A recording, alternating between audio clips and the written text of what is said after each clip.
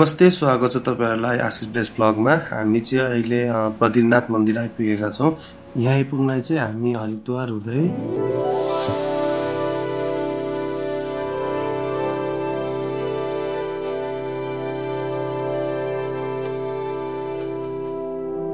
योग नगरी ऋषिकेशको लोकप्रिय बजार घुम्दै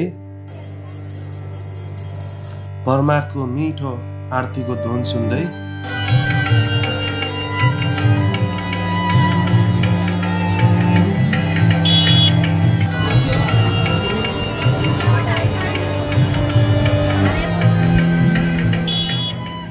अलकनन्दा नदीको किनारमा रहेको बद्रीनाथ मन्दिर आइपुगेका छौं।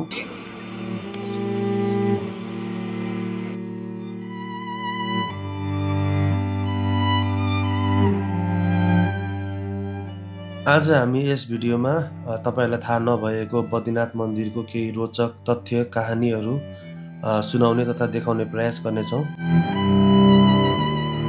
गाइज, अहिले चाहिँ म जस्ट बद्रीनाथ आइपुगेको छु है। यहाँको मन्दिर दर्शन गर्नेदेखि सबै कुरा चाहिँ भोलि हुन्छ हाम्रो हैन।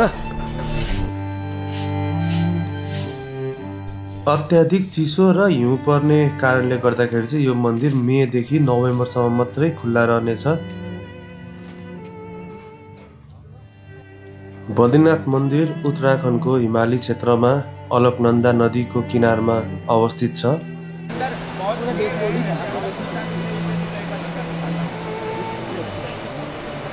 बद्रीनाथ धाम धार्मिक सँगसँगै शान्ति र आध्यात्मको अद्भुत अनुभव दिने स्थान पनि हो।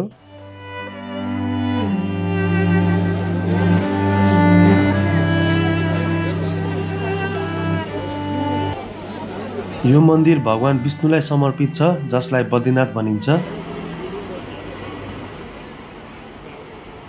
मान्यता अनुसार शङ्कराचार्यज्यूले 8औं शताब्दीमा यस मन्दिरलाई पुनः स्थापना गर्नुभएको थियो।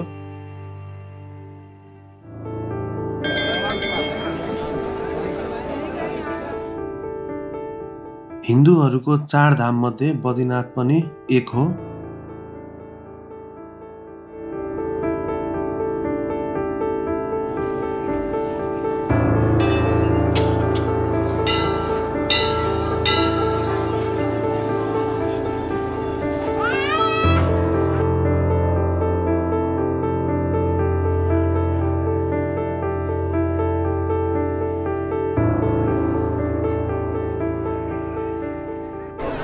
आज चाहिँ त्यति धेरै भिड चाहिँ छैन रहेछ है, नत्र अरू बेला चाहिँ एकदम धेरै भिड हुन्थ्यो रे।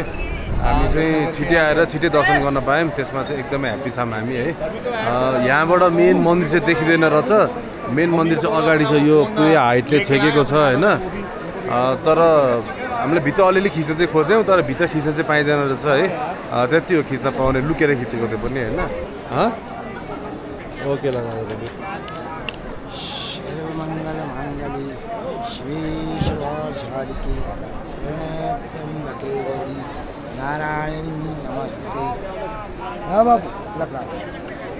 त्यतिकै लाउनु हुँदैन, अलिक पैसा दिनुपर्छ। तपाईँ नेपाली कसरी आयो? कसरी आयो नेपाली? नेपाली चाहिँ कसरी आयो त? नेपाली तो यहाँ बेसी आता रहता है। नेपाली भाषा आउँदो रहेछ अलिअलि है, मजा लाग्यो त। जस टिका पनि लाएँ, भित्र चाहिँ लगाइदिएको थिएन टिका हैन, भित्र प्रसाद मात्रै दिएको थियो। भिडियो चाहिँ केही खिच्न पाइँदैन।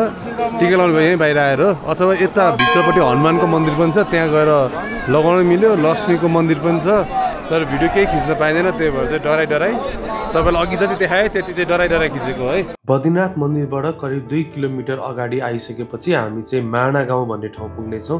अत्यन्त सुन्दर गाउँ छ। यो गाउँलाई चाहिँ कसैले पहिलो गाउँ पनि भन्छ इन्डियाको, कसैले अन्तिम गाउँ पनि भन्छ। यसको चर्चा हामी अर्को पार्टमा गर्ने नै छौँ अवश्य पनि।